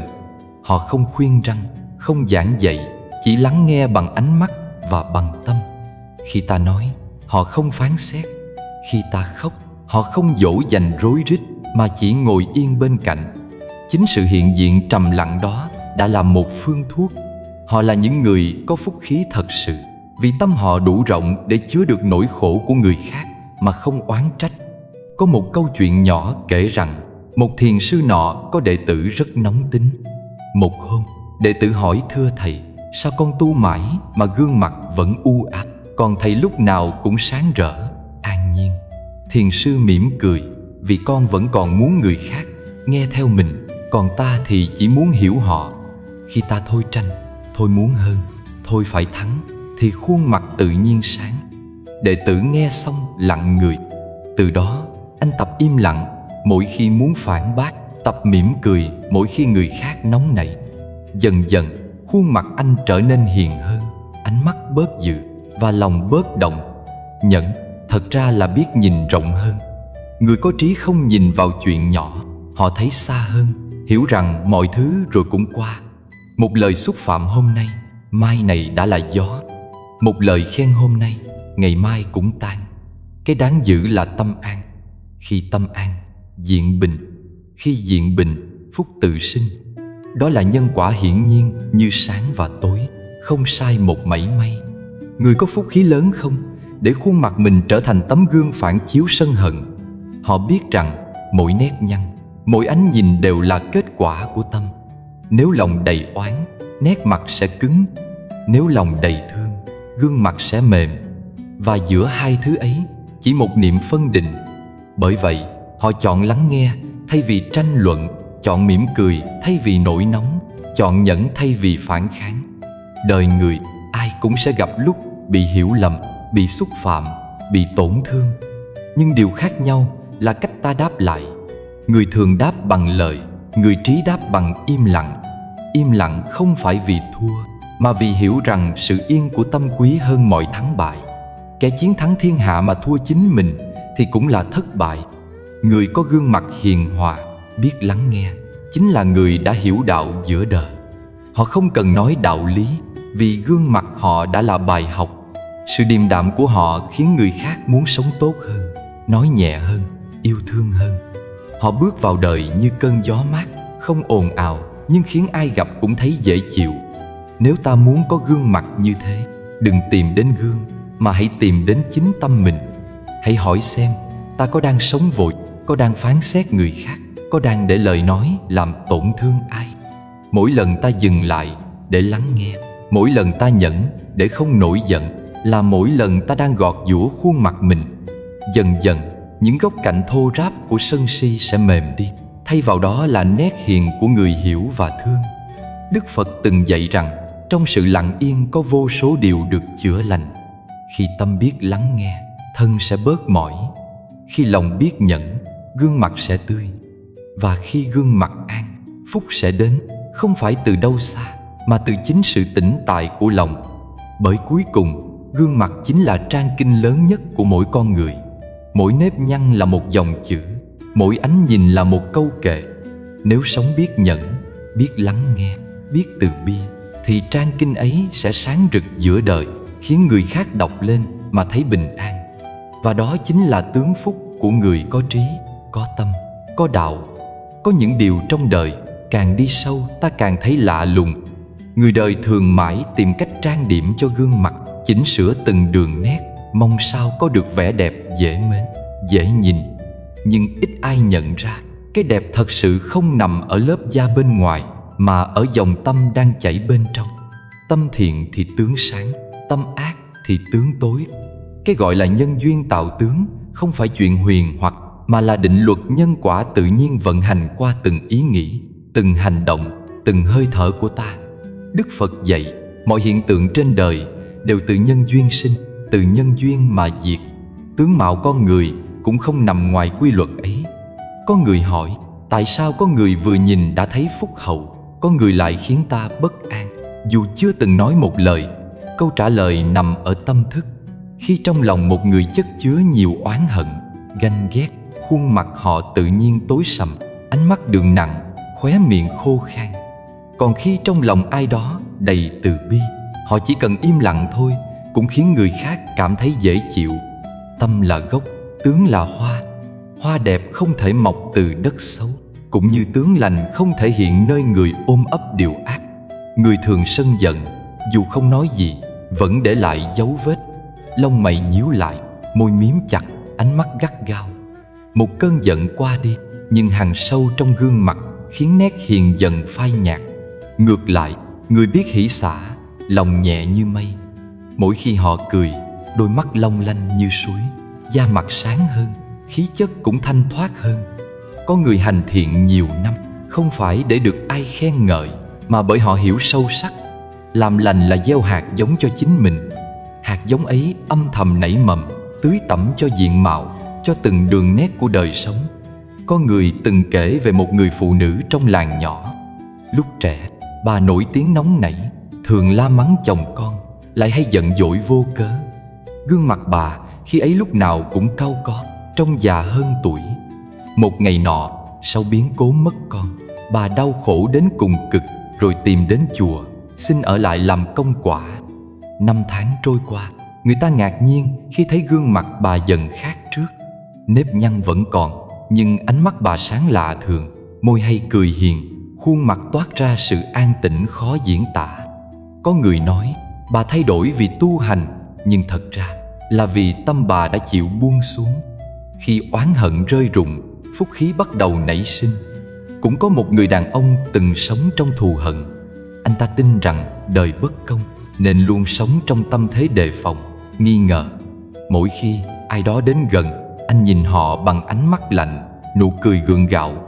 Nhưng rồi, một ngày, sau khi chứng kiến bạn mình mất vì bệnh, anh thức tỉnh.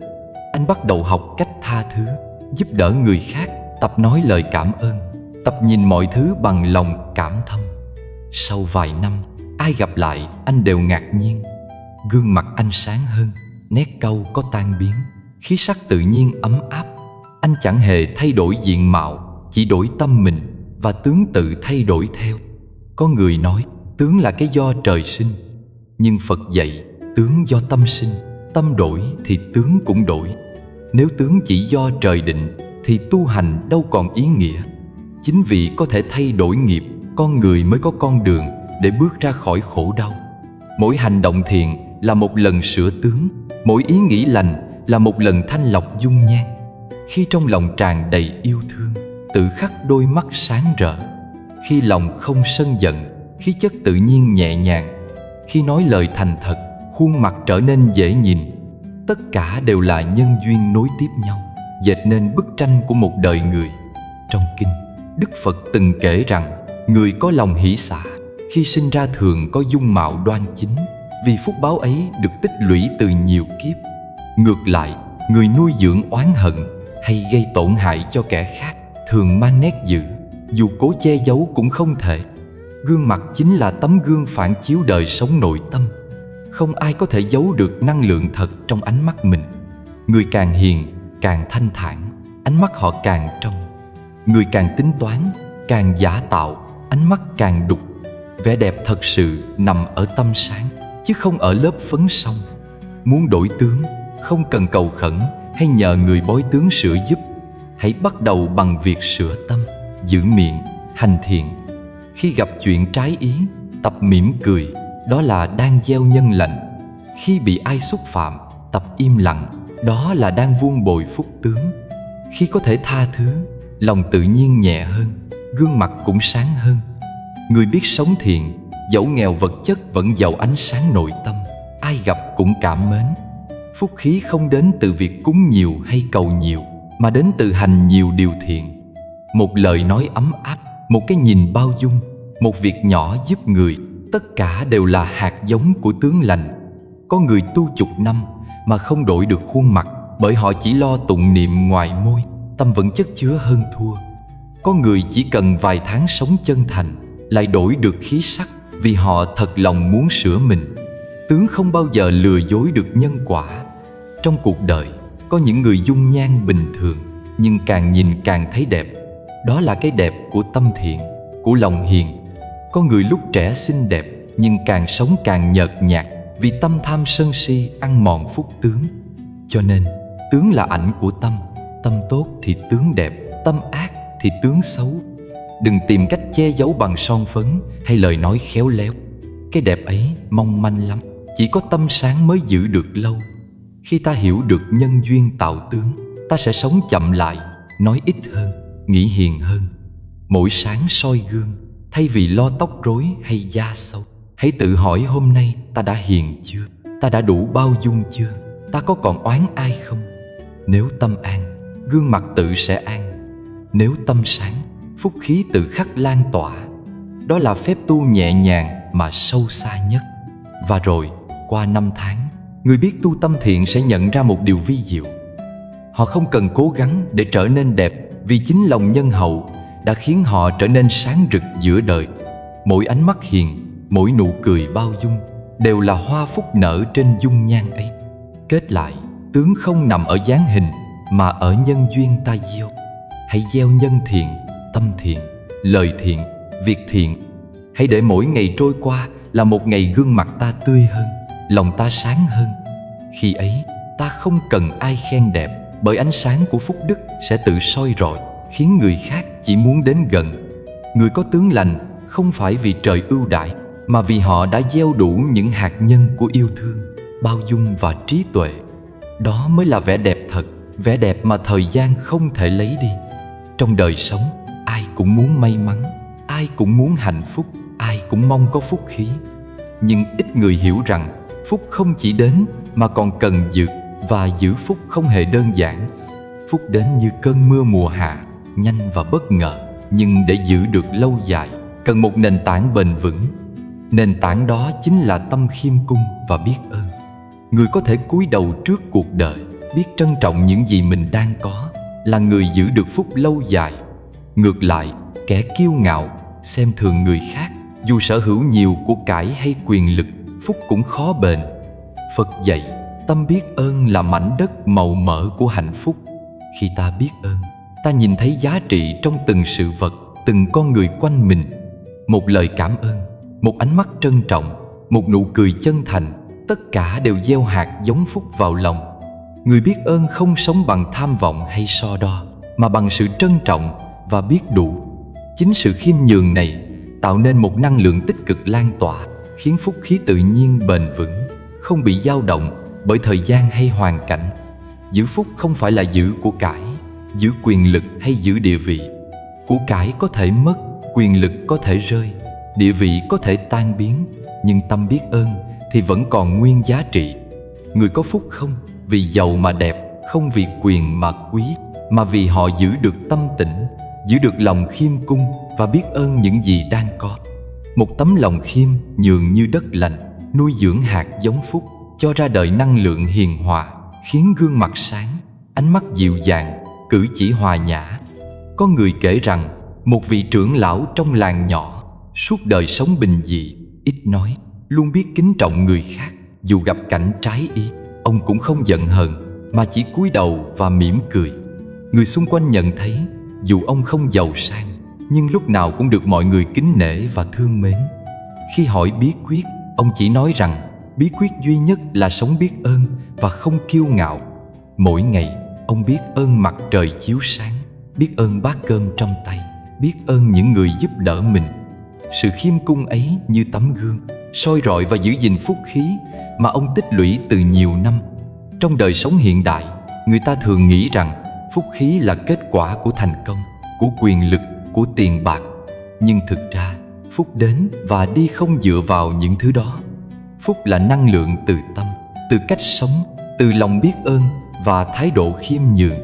Khi ta tự cho mình quyền được hơn người, tự cho mình đúng, tự cho mình trên tất cả, tâm sẽ dần khép lại, phúc khí cũng theo đó mà rời đi. Ngược lại, khi ta biết cúi đầu, biết tôn trọng người khác, biết trân trọng từng hạt cơm, từng lời chào, từng nụ cười, phúc tự tìm đến và ở lại lâu dài. Phật dạy rằng phúc là vô hình, nhưng tác động của nó thì hiện rõ trên gương mặt, thần thái, cử chỉ. Người giữ phúc bằng tiền của hay quyền lực chỉ được phúc giả tạo, dễ bị mất khi hoàn cảnh thay đổi. Người giữ phúc bằng tâm khiêm cung và biết ơn, dù trải qua dông bão vẫn tỏa sáng. Khuôn mặt họ hiền hòa, ánh mắt sáng, cử chỉ nhẹ nhàng. Đó là tướng của người có phúc thật sự. Tướng không đến từ hình thể mà từ tâm hồn. Có một câu chuyện kể rằng một cô gái trẻ trong làng lớn lên trong giàu sang nhưng kiêu căng. Cô xem thường mọi người, không biết trân trọng những gì mình có. Dù xinh đẹp nhưng gương mặt luôn cau có, ánh mắt lạnh lùng, không ai muốn gần. Sau một biến cố, gia sản mất hết, cô phải sống bình dị. Ban đầu cô khổ đau và hờn giận, nhưng dần dần học được cách cúi đầu, biết ơn từng bữa cơm, từng lời giúp đỡ. Qua vài năm, người ta ngạc nhiên thấy cô thay đổi. Gương mặt sáng, mắt hiền, nụ cười dịu dàng. Phúc khí không đến từ tiền của, mà từ tâm biết ơn và khiêm cung. Nhìn lại, giữ phúc là một quá trình rèn luyện tâm. Nó không xảy ra một sớm một chiều, mà cần kiên nhẫn, cần trải nghiệm, cần quan sát bản thân từng ngày. Mỗi khi thấy lòng kiêu ngạo nổi lên, hãy cúi đầu. Mỗi khi thấy sân hận, hãy thở sâu và mỉm cười. Mỗi khi thấy mình muốn hơn người, hãy nhắc nhở bản thân. Biết đủ là phúc. Khi làm được những điều ấy, phúc khí không chỉ ở lại, mà còn lan tỏa, nuôi dưỡng cả những người xung quanh. Người biết ơn và khiêm cung luôn nhìn cuộc đời bằng ánh mắt trân trọng. Họ biết rằng mỗi người mình gặp, mỗi khó khăn mình trải qua đều là nhân duyên dạy mình tu tập. Khi gặp nghịch cảnh, họ không than trách mà tìm cách học hỏi. Khi gặp thuận cảnh, họ không tự kiêu mà cẩn trọng để phúc được bền lâu. Lòng biết ơn biến mọi điều nhỏ bé thành quý giá, biến cuộc sống bình thường thành thiêng liêng. Một vị thiền sư từng nói rằng phúc là món quà mà người đời ít nhận ra. Người biết nhận ra, biết trân trọng và biết giữ là người giàu nhất. Tiền bạc, danh vọng, vật chất chỉ là phương tiện, không thể thay thế cho sự khiêm cung và biết ơn. Khi tâm giàu lòng biết ơn, gương mặt sẽ sáng, ánh mắt sẽ hiền và phúc khí sẽ theo người suốt cuộc đời.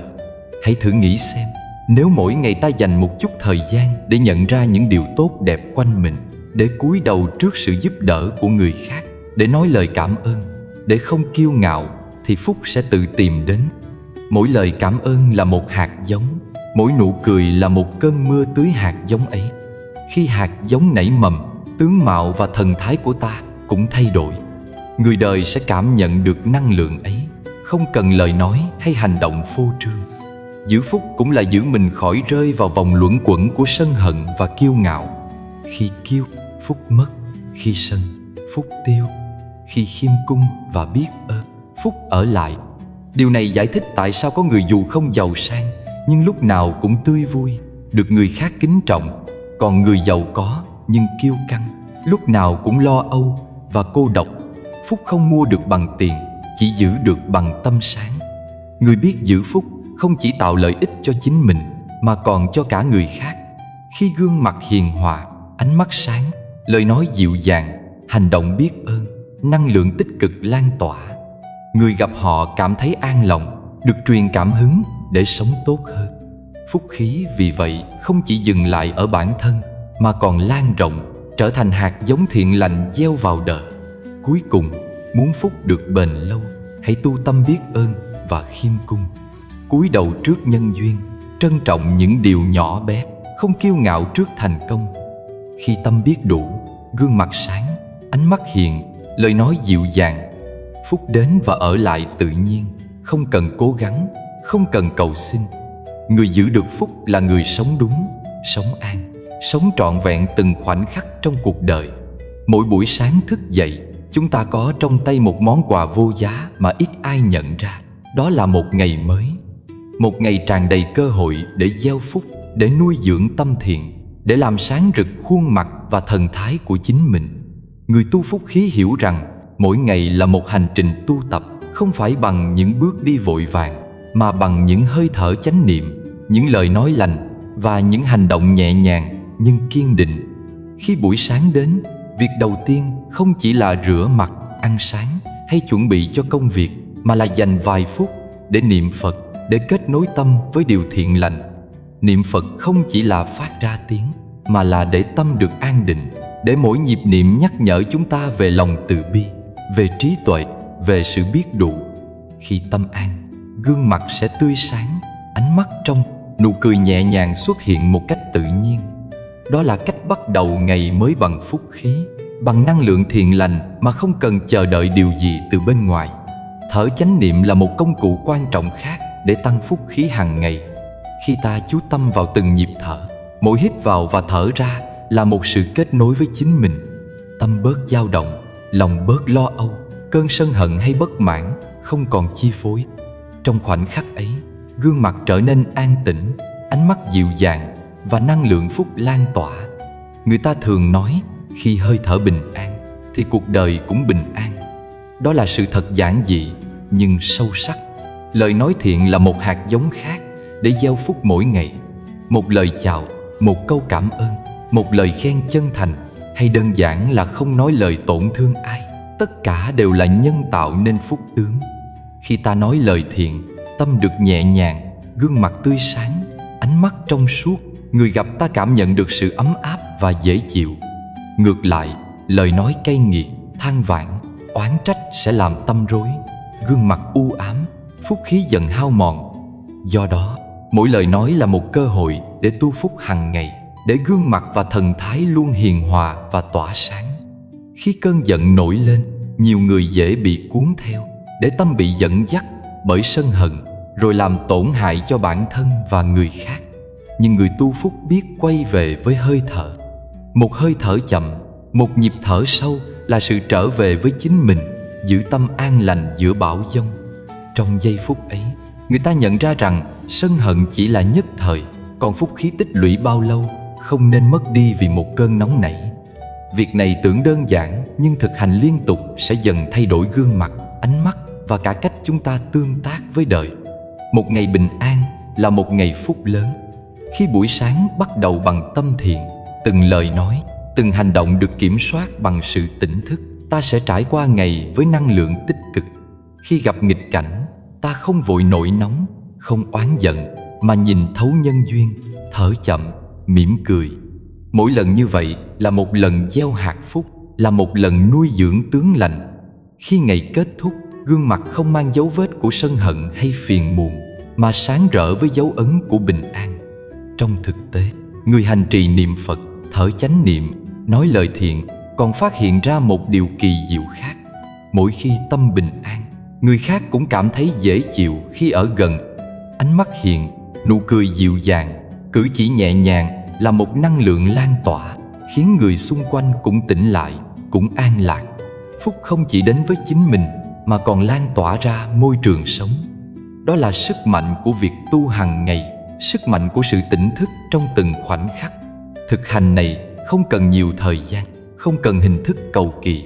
Một buổi sáng niệm Phật vài phút, một vài nhịp thở chánh niệm, vài lời nói thiện trong giao tiếp hàng ngày đã là hành trang quý báu để tăng phúc. Người càng lặp lại việc tu này mỗi ngày, phúc khí càng dày, tướng càng sáng, gương mặt càng hiền hòa. Dần dần, nó trở thành thói quen, thành lối sống, không cần cố gắng, nhưng phúc tướng vẫn tự sinh. Có một câu chuyện kể về một người đàn ông làm việc bận rộn trong thành phố. Anh luôn lo lắng công việc, nóng nảy với đồng nghiệp và gương mặt lúc nào cũng căng thẳng. Một lần, được một vị thầy khuyên niệm Phật vào buổi sáng, chú ý hơi thở và nói lời thiện khi giao tiếp. Anh thử thực hành. Ban đầu thấy khó, tâm vẫn hay dao động, nhưng sau vài tháng, anh nhận ra mình thay đổi. Mắt sáng hơn, gương mặt dịu dàng hơn, anh không còn mệt mỏi vì lo lắng và giận dữ. Đồng nghiệp cũng nhận xét anh trở nên hiền hòa, dễ gần. Phúc không đến từ công việc hay tiền bạc, mà từ việc tu tập hàng ngày với tâm thiện, hơi thở chánh niệm và lời nói đúng mực. Trong đời sống, mỗi người đều có cơ hội để tu phúc hàng ngày. Không cần làm những việc lớn lao, mà chính những hành động nhỏ, sự chú ý đến hơi thở, một lời chào, một nụ cười, một lời cảm ơn đã đủ để nuôi dưỡng phúc khí. Khi thực hành kiên nhẫn, dần dần phúc tích lũy, tướng đổi theo, gương mặt sáng, thần thái an nhiên. Một điều quan trọng là kiên nhẫn. Phúc khí hàng ngày không xuất hiện ngay lập tức, và tướng cũng không thay đổi trong một ngày. Nhưng khi kiên trì tu tập, mỗi ngày một chút, tâm an lành sẽ trở thành thói quen. Gương mặt sáng lên một cách tự nhiên, ánh mắt hiền hòa, và phúc khí sẽ theo sát đời sống. Người tu như vậy, dù gặp nghịch cảnh, vẫn giữ được sự bình tĩnh và hiền hòa trong gương mặt, vì họ đã nuôi dưỡng phúc từ bên trong mỗi ngày. Cách tu hàng ngày này còn giúp người tu cảm nhận sâu sắc về vô thường và nhân quả. Mỗi lời nói, mỗi hành động đều gieo nhân, mỗi hạt nhân đều tạo nên quả. Khi ta gieo thiện, ta nhận phúc. Khi ta gieo sân, ta nhận khổ. Nhận thức này khiến người ta thận trọng hơn, sống chậm lại, nói ít lại, và hành động bằng lòng từ bi. Tất cả điều này đều làm tăng phúc khí, làm cho tướng mạo và thần thái sáng rỡ, tạo ảnh hưởng tích cực lên bản thân và người khác. Một ngày bình an là một ngày phúc lớn.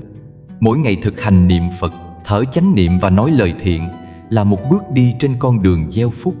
Khi mỗi buổi sáng bắt đầu bằng sự tỉnh thức, lòng biết đủ, tâm an lạc, thì cả ngày sẽ được nuôi dưỡng bởi năng lượng thiện lành. Khi kết thúc ngày, gương mặt không còn vết dấu của sân hận hay nóng giận, mà tỏa ra phúc khí, ánh mắt sáng, nụ cười hiền. Người tu phúc hàng ngày sẽ nhận ra rằng phúc không phải là điều xa xôi hay huyền bí. Nó chính là hơi thở, lời nói và cử chỉ của từng khoảnh khắc. Nó đến từ sự kiên nhẫn, từ tâm thiện và sự tỉnh thức.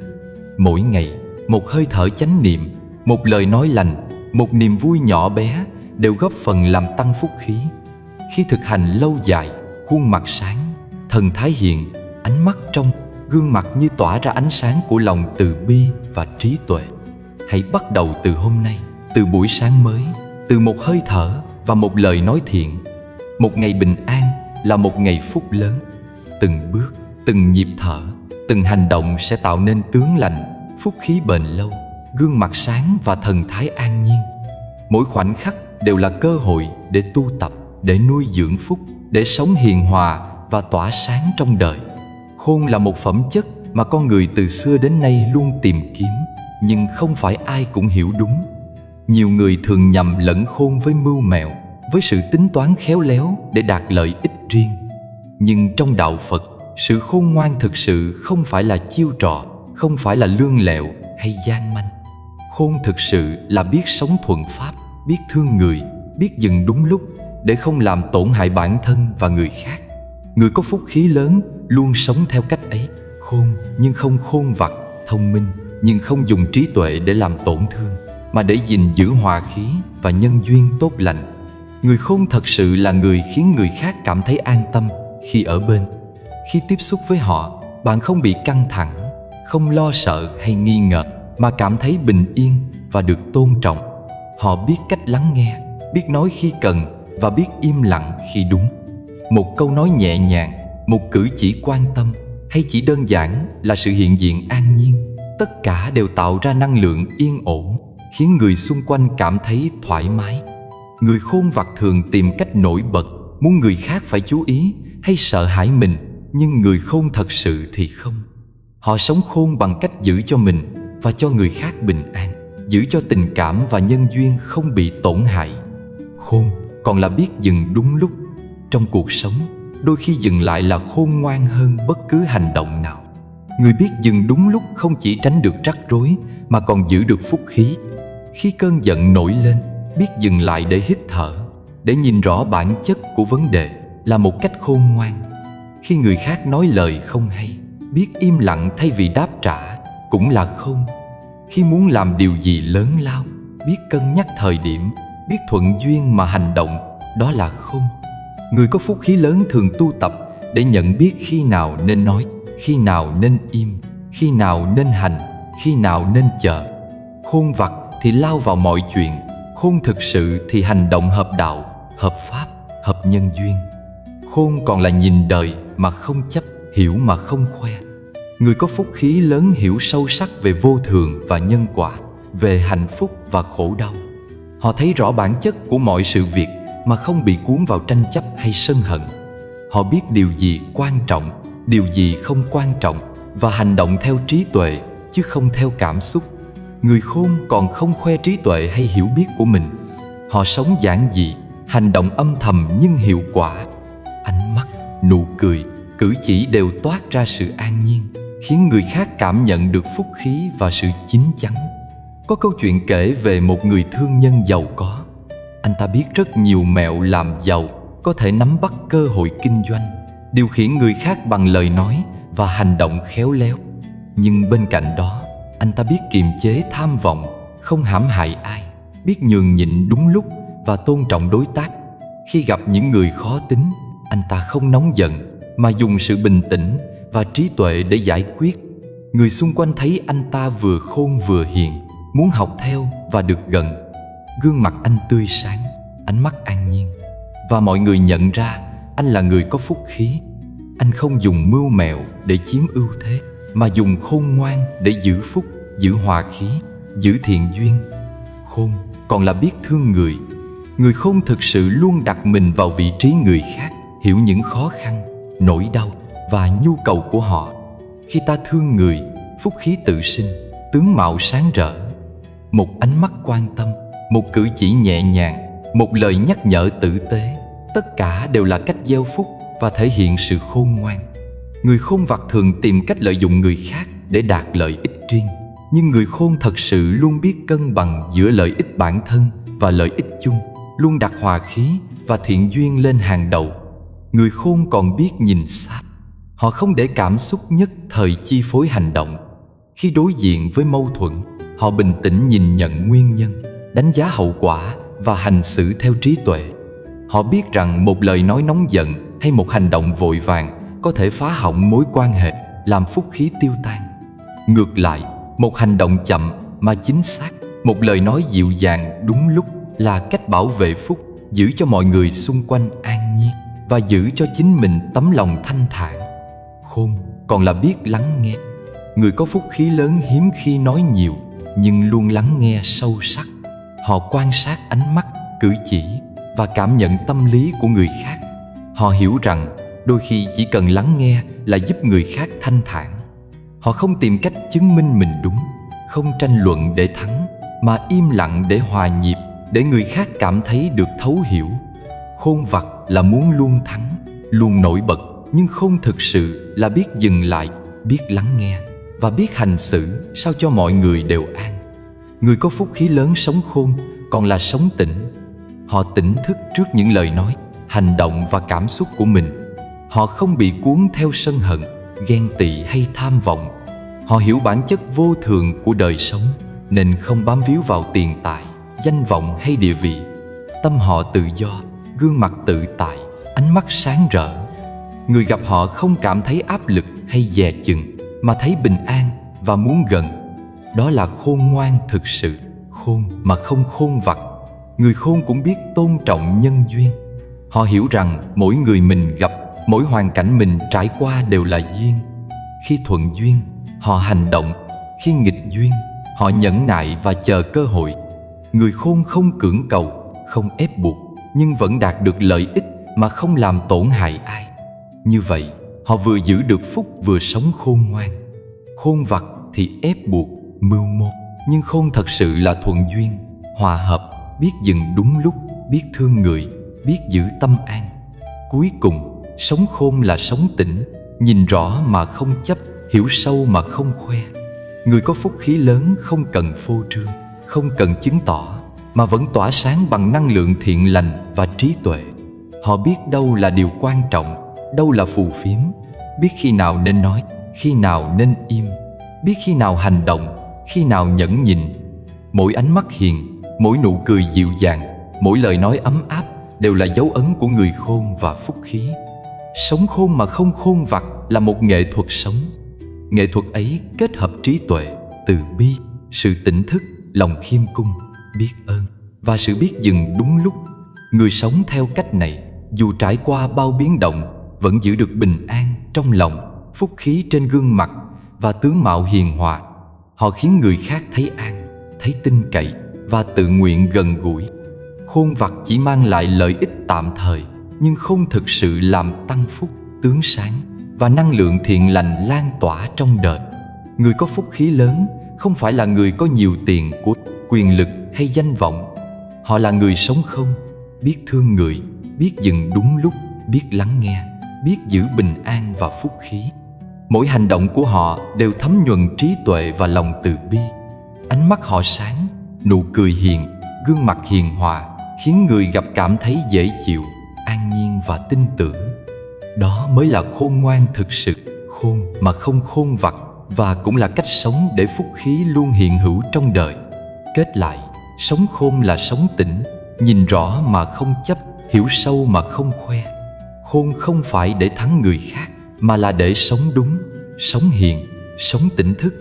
Người có phúc khí lớn kết hợp khôn ngoan với từ bi, trí tuệ với khiêm cung, năng lượng thiện lành với sự biết dừng.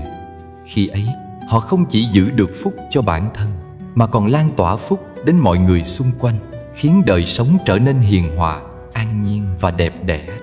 Sống khôn mà không khôn vặt là con đường để gương mặt sáng rỡ, thần thái hiền hòa và phúc khí trường tồn. Khi nhìn lại toàn bộ những điều chúng ta đã cùng nhau chia sẻ, chúng ta nhận ra một chân lý giản dị nhưng vô cùng sâu sắc. Phúc không nằm ở bên ngoài, không đến từ giàu sang, quyền lực hay sắc đẹp. Phúc thật sự bắt nguồn từ nội tâm thiện lành, từ cách chúng ta gieo nhân lành, từ cách chúng ta sống với lòng từ bi, nhẫn nhục và trí tuệ. Khi tâm sáng, gương mặt tự tỏa sáng, khí chất tự hiển hiện. Khi lòng hiền, ánh mắt, nụ cười, cử chỉ cũng trở nên hiền hòa. Tất cả những điều ấy là minh chứng rằng phúc đến từ bên trong, không cần cầu xin, không cần tranh giành, mà đến từ cách ta sống từng khoảnh khắc trong đời. Hãy tự nhắc nhở bản thân mỗi ngày. Khi soi gương, đừng chỉ để chỉnh lại mái tóc hay quần áo, mà hãy nhìn lại tâm mình. Nếu hôm nay thấy gương mặt buồn, đừng vội trách người khác hay hoàn cảnh, mà hãy biết rằng tâm mình đang chưa yên. Nếu gương mặt an tĩnh, nụ cười nhẹ nhàng, ánh mắt trong, hãy nhận ra rằng tâm mình đang hòa hợp và bình an.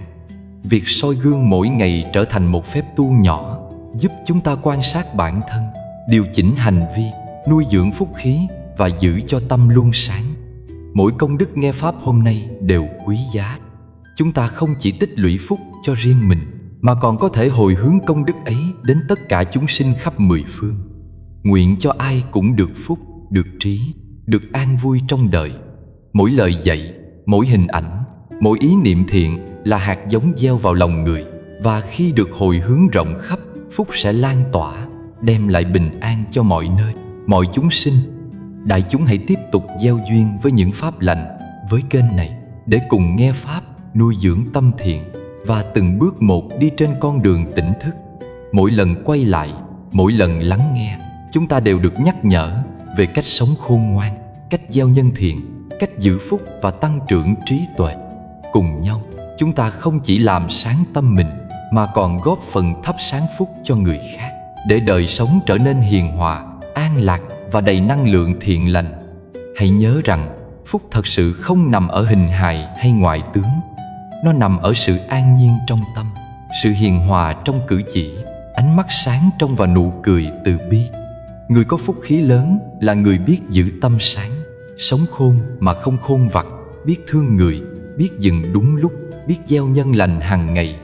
Mỗi ngày trôi qua là một cơ hội để tu tập, để nhìn lại tâm mình, để làm cho gương mặt và khí chất thêm hiền hòa và tỏa sáng.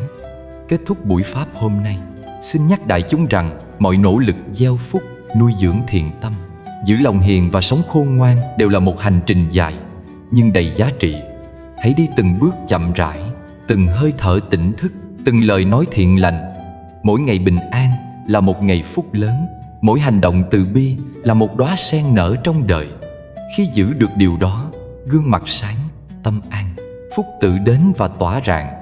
Nguyện rằng công đức nghe pháp hôm nay sẽ được hồi hướng khắp nơi, để tất cả chúng sinh đều được phúc, được trí, được an vui. Hãy để từng hơi thở, từng lời nói, Từng hành động của chúng ta là một phương tiện gieo phúc, nuôi dưỡng tâm thiện và soi sáng con đường sống tỉnh thức. Hãy tiếp tục kết nối, gieo duyên với kênh, để mỗi ngày là một bước tiến trên con đường tu tập, để phúc khí luôn hiện diện trong đời sống, để gương mặt và tâm hồn luôn tỏa sáng hiền hòa và an lạc. Nam Mô A Di Đà Phật.